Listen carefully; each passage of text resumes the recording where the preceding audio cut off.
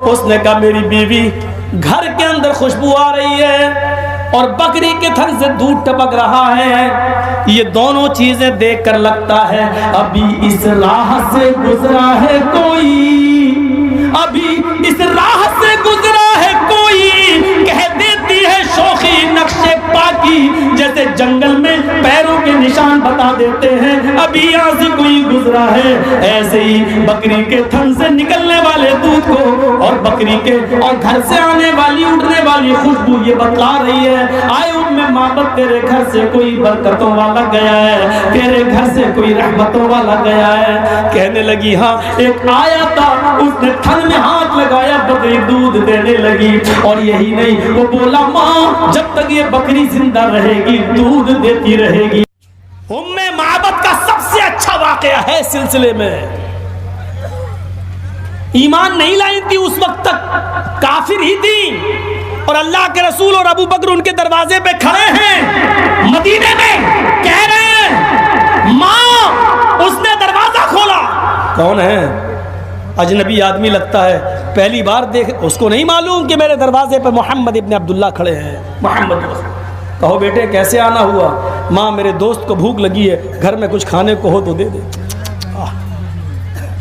مہمان نوازی کا بڑا شوق تھا عرب کے اندر، کچھ نہ ہو کھانے کو، ایک بکری ہو مہمان آ جائے وہ بکری ہی کاٹ دیتے، چاہے اس کا دودھ خود پی رہے ہوں وہ، لیکن دیکھا مہمان آ گیا تو پوری بکری ذبح کر۔ آج بھی یہ رواج عرب کے اندر موجود ہے، مہمان کے لیے اپنی پوری بکری ذبح کر دیتے۔ کہنے لگی بیٹے میرے گھر میں آج ہی کچھ نہیں ہے کھانے کو، میرے شوہر شکار کھیلنے کے لیے گئے ہیں، ابھی تازہ گوشت لائیں گے کسی بھی جانور کا، آؤ بیٹھو۔ کہا ماں اتنا ٹائم نہیں ہے، تیرے دروازے پر ایک بکری بندھی ہوئی ہے، اس بکری کا دودھ پلا دے۔ کہنے لگی بیٹے اس بکری نے تو 3 مہینے سے، یا ایک روایت میں آتا ہے 6 مہینے پہلے ہی سے دودھ دینا بند کر دیا ہے، یہ بکری تو 6 مہینے سے دودھ ہی نہیں دیتی۔ کہا ماں ایک برتن اٹھا کر لا، میں بھی تو ہاتھ لگا کر دیکھیں یہ بکری دودھ دیتی ہے یا نہیں دیتی۔ اللہ کے نبی صلی اللہ علیہ وسلم کی بات سن کر وہ عورت مسکرانے لگی، اندر گئی برتن لے کے آئی، کہتی ہے بیٹا تو مجھے جھوٹا سمجھ رہا ہے کہ میں بہانے کر رہی ہوں، اگر میرے اوپر تجھے یقین نہیں ہے تو لے پکڑ یہ برتن اور تو ہی دھو کر دیکھ لے۔ اللہ کے نبی نے وہ برتن اپنے ہاتھ میں لیا، آگے بڑھنے لگے، وہ بکری جو اٹھانے کے بعد ہی اڑتی تھی آج اپنے سے کھڑی ہو گئی۔ اللہ کے نبی آگے بڑھے اور وہ بکری اڑ کے کھڑی ہو گئی۔ اس عورت کو نہیں معلوم کہ یہ میرے دروازے پہ کون آیا، وہ نہیں جانتی تھی وہ کیا جانے یہ وہ ہستی ہے، یہ اکیلی نہیں چلتی ہے، یہ وہ ہستی ہے، یہ جہاں جاتی ہے رب کی رحمت بھی اس کے ساتھ ساتھ چلتی ہے، رب کی رحمت بھی اس کے ساتھ ساتھ جاتی ہے۔ محمد ابن عبداللہ بیٹھ گئے اور آپ نے اپنے ان دونوں گھٹنوں کے بیچ میں آپ نے برتن کو دبایا اور اپنے یہ دونوں ایڑیاں پیر کی اپنے دونوں کولوں سے لگا لی اور برتن دبا لیا۔ دودھ دوہنے کا طریقہ بھی سیکھو، آج ہمیں بہت سے طریقے نبی کے نہیں معلوم۔ اللہ کے نبی اس طرح بیٹھ گئے اور پھر دونوں ہاتھوں سے آپ نے بکری کے تھن کو پکڑا اور جیسی کا بسم اللہ ہاتھ لگایا، اس بکری نے ایسے دودھ دینا شروع کیا جیسے ساون بھادوں کی بارش ہو رہی ہو۔ آج کل پورے ہندوستان میں تمہیں صحیح بابا صحیح پیر ملے گا نہیں،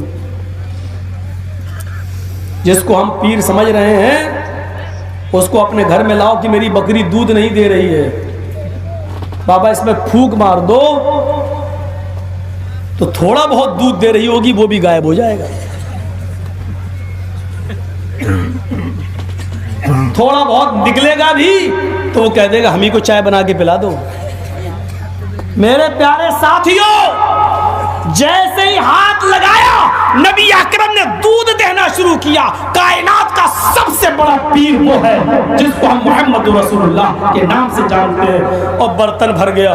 بڈھی دیکھ رہی ہے، بڑھیا دیکھ رہی ہے۔ معبد کہتی ہے بیٹا میں جھوٹی نہیں ہوں، اللہ کی قسم یہ دودھ دیتی نہیں تھی، پتہ نہیں آج کیسے دیتی، ہم جھوٹے نہیں ہیں۔ آپ نے کہا ماں میں جانتا ہوں کہ تم جھوٹ نہیں بول رہی ہو. آپ نے ابو بکر سے کہا تم دودھ پیو. پھر آپ نے خود دودھ پیا. ماں تیرا تو برتن ہے, تیرا تو گھر ہے, بکری بھی تیری ہے, تو اب زندگی بھر دودھ پینا, لے پکڑ. بچا دودھ تو اس کو بھی دے دیا. جانے لگے. کہنے لگی کہاں جا رہے ہو؟ یہ رحمتوں برکتوں والا پہلی بار میرے گھر میں آیا اور ایسے ہی چلا جائے؟ نہیں, رکنا پڑے گا, میرے شوہر گوشت لے کے آتے ہوں گے. کہا ماں جا کہاں رہا ہوں, 2-4 دن کے بعد پھر لوٹوں گا, تیرے گھر سے ہوتے ہوئے جاؤں گا, وہی گوشت کھلا دینا جو تیرے شوہر لے کے آئے. ٹھیک ہے, پکا وعدہ؟ ہاں. لوٹو گے؟ ہاں. میں رکھ لوں گی گوشت کو. عرب کے اندر گوشت کو سکھا کر رکھنے کا رواج تھا. اس میں نمک لگا کے, سالٹ لگا کے دھوپ میں سکھا لیا جاتا تھا, اور اس کے بڑے بڑے ٹکڑے کر کے گوشت کو سکھا دیا. اس کو قدید بولتے ہیں عربی زبان میں, قدید. گوشت کے بڑے بڑے ٹکڑے نمک لگا کے اور سالٹ لگا کے اس کو دھوپ میں سکھا لیتے تھے. ضرورت پڑے تو اسی میں سے کاٹ لیتے تھے, اور 250 گرام پکا لیا, آدھا کلو پکا لیا. تو تم رکھ لینا, میں آؤں گا قدید تمہارا سوکھا ہوا گوشت کھا لوں گا. کہا ٹھیک ہے. چل دیے. ابھی بھی نہیں معلوم کہ کون ہے یہ.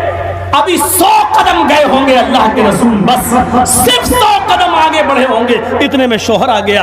ابو معبد جیسے ہی گھر میں گھسا, اس نے بکری کے تھن سے ٹپکنے والا دودھ دیکھا. بکری کے تھن میں ایک ایک بوند دودھ کی گرتے ہوئے تھن سے دیکھی. گھر میں خوشبو دیکھی. اس نے گوشت کی پوڈری زمین کے اوپر رکھی اور بکری کے تھن کو دیکھنے لگا, اور گھر کے آنگن سے خوشبو اٹھتی ہوئی سونگنے لگا. معبد نے کہا ابو معبد کیا ہو گیا ہے, تم بار بار کیا دیکھ رہے ہو؟ اس نے کہا میری بیوی, گھر کے اندر خوشبو آ رہی ہے اور بکری کے تھن سے دودھ ٹپک رہا ہے. یہ دونوں چیزیں دیکھ کر لگتا ہے ابھی اس راہ سے گزرا ہے کوئی, ابھی اس راہ سے گزرا ہے کوئی. کہہ دیتی ہے شوخی نقشے پاکی, جیسے جنگل میں پیروں کے نشان بتا دیتے ہیں ابھی یہاں سے کوئی گزرا ہے. ایسے ہی بکری کے تھن سے نکلنے والے دودھ کو اور بکری کے اور گھر سے آنے والی اٹھنے والی خوشبو یہ بتلا رہی ہے آئے معبد تیرے گھر سے کوئی برکتوں والا گیا ہے, تیرے گھر سے کوئی رحمتوں والا گیا ہے. کہنے لگی ہاں ایک آیا تھا, اس نے تھن میں ہاتھ لگایا, بکری دودھ دینے لگی. اور یہی نہیں, وہ بولا ماں جب تک یہ بکری زندہ رہے گی دودھ دیتی رہے گی, تو اس کا دودھ پیتی رہنا. آئے ابو معبد تم گوشت لائے ہو, وہ بھوکا تھا, ابھی 100-150 قدم ہی گیا ہوگا, جلدی جاؤ اس کو پکڑ کے لاؤ اور اس کو ہم تازہ تازہ گوشت بنا کر کھلائیں. وہ بھوکا تھا. ابو معبد دوڑے, ابو معبد 50 قدم دوڑے اور آگے بڑھے, لیکن پھر لوٹ کر اپنے گھر آ گئے. معبد نے کہا کیا ہوا, تم تو اس کو پکڑنے گئے تھے, اس کو بلانے گئے تھے. کہا معبد ہم اس کو پہچانیں گے کیسے کہ کون آیا تھا میرے گھر میں؟ ارے ذرا اس کا حلیہ بتا, ذرا اس کا چہرہ بتا, اس کی آنکھیں کیسی تھی یہ بتا, اس کی ناک کیسی تھی یہ بتا, اس کے ہونٹ کیسے تھے یہ بتا, اس کا سینہ کتنا چوڑا تھا یہ بتا, اس کے بال کیسے تھے یہ بتا. ارے کچھ تو اس کی پہچان بتا کہ وہ کیسا تھا, تب تو ہم اس کو پہچانے اور اس کو پکڑ کے لائیں. معبد کہتی ہے اتنا روب تھا اس کے چہرے پر, اتنا جلال تھا اس کے چہرے پر. آئے ابو معبد ایک بار دیکھا, دوبارہ دیکھنے کی ہمت نہیں پڑی, اتنا روب تھا. اللہ کی قسم مجھے نہیں معلوم کہ اس کی آنکھیں کیسی تھی, اس کے ہونٹ کیسے تھے, اس کی ناک کیسی تھی, اس کی آنکھیں کیسی تھی, اس کا سینہ کیسا تھا. میں تو صرف اتنا جانتی ہوں وہ چاند کا ایک ٹکڑا یا سورج کی طرح روشن اور چمکدار چہرہ تھا. اے میرے شوہر, جو تمہیں سب سے زیادہ حسین دکھائی دے, جو تمہیں سب سے زیادہ خوبصورت نظر آئے, تم اسی کو لے آنا, اس لیے کہ میں نے اس کو کائنات میں, دنیا میں میں نے اس سے زیادہ حسین اور خوبصورت کسی کو نہیں دیکھا. سب سے اچھا حلیہ معبد نے بیان کیا, جو میرے بھائیو حدیث کی کتابوں میں آج بھی موجود ہے. وچھرن نہ شنا چھوڑے ہائنا, اتنے خوبصورت ہوں گے کہ ان کی اپما, ان کی مثال نہیں دی جا سکتی ہے, کوئی صحیح مثال نہیں دے سکتا.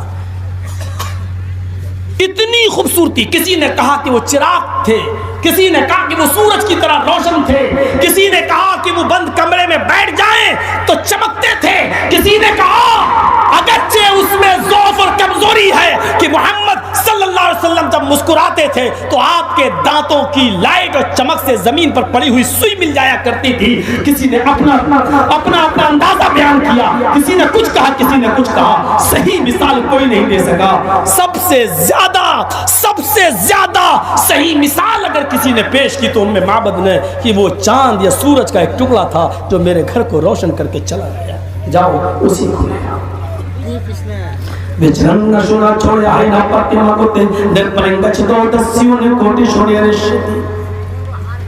اتنے خوبصورت تھے کہ قرآن نے سراج منیرہ کہہ دیا, روشن سورج. حضرت عائشہ نے بھی جو شعر پڑھا کرتی تھی اس میں اپنے شوہر کو سورج ہی کہتی تھی, اور دنیا والوں کو کہا کرتی تھی, اے دنیا والوں تمہارا سورج تو آسمان پہ چمکتا ہے لیکن میرا سورج میرے پاس عشاء کے بعد بستر پہ آتا ہے. وہ شعر پڑھتی تھی تو یوں کہتی تھی کہ لی شمس وللآفاق شمس, لی شمس وللآفاق شمس, شمسی خیر من شمس السماء, ان الشمس تطلع بعد فجر, شمسی تطلع بعد العشاء. وہ یہ کہتی تھی کیا ہے, سورج آسمان پر, دنیا والوں تمہارا سورج وہ ہے جو آسمان پہ چمکتا ہے, اور ایک سورج میرے پاس ہے لیکن میرے پاس جو سورج ہے وہ تمہارے سورج سے بہتر ہے. شمسی خیر من شمس السماء, میرا سورج تمہارے سورج سے, آسمان کے سورج سے اچھا ہے, بہتر ہے. اے دنیا والوں ان الشمس تطلع بعد فجر, تمہارا سورج تو آسمان پر فجر کے بعد چمکتا ہے. شمسی تطلع بعد العشاء, لیکن میرا سورج میری آغوش میں, میری گود میں عشاء کے بعد میرے بستر پر آتا ہے. یعنی محمد رسول اللہ میرے سورج ہیں. یہ حضرت عائشہ بیان کر رہی ہیں. اپنے شوہر کو سورج کہنا آج کے زمانے میں یہ بہت بڑے دل گردے کی بات ہے. کوئی عورت نہیں کہہ پائے گی. ایک پیر صاحب تھے, پوری زندگی ہو گئی اپنی بیوی سے کہتے تھے میں پیر ہوں. ان کی عورت کہتی تھی تیرے جیسے 336 پیر روز دیکھتی ہوں. وہ پیر ہی نہیں مانتی تھی.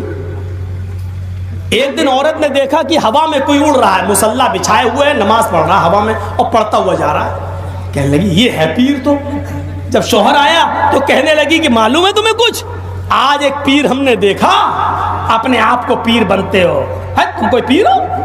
کہا کیوں, کیا دیکھا؟ آج میں نے دیکھا ہوا میں مصلی بچھائے ہوئے نماز پڑھتے ہوئے ایک پیر صاحب ہوا میں اڑ رہے تھے, وہ پیر تھے. تو شوہر نے اپنا نام کرنے کے لیے کہا اچھا تم نے دیکھا اسے؟ کہا ہاں. ہوا میں اڑتے ہوئے دیکھا؟ ہاں. مصلی پہ نماز پڑھتے ہوئے دیکھا؟ کہا ہاں. ارے پگلی وہ میں ہی تو تھا. اپنی بیوی سے بولے ارے پگلی وہ میں ہی تو تھا. بیوی دانت میں تم تھے؟ ہاں مجھے لگا کہ تم ہی ہوگے. کہا کیوں؟ کہا الٹے اڑ رہے تھے, ٹیڑے اڑ رہے تھے. پھر کمی نکال, ابھی تعریف کر رہی تھی, جب سنا کہ ہم ہی تھے, تم تھے, اور تبھی ٹیڑے اڑ رہے تھے, مجھے لگا کہ تم ہی ہوگے. پھر کمی نکال دی. یہ آج کل کی عورتیں اپنے شوہر کی کبھی تعریف اس طریقے سے کر نہیں سکتی. ہاں کب کریں گی؟ پہلے تنخواہ مہینے کی پہلی تاریخ کو آپ کو 10,000 روپے ملے, آپ 500 روپے کا سامان Fair and Lovely, Pond's, sari خرید کے آپ لے آئیے, تب وہ کہے گی میرا شوہر دنیا کا سب سے اچھا شوہر ہے, سب سے اچھا شوہر. اور جہاں ایک دن کمی ہو گئی تو آپ سمجھ لیجئے گا اللہ کی قسم پوری زندگی کی محنت پہ پانی پھر جائے گا آپ کا. کیا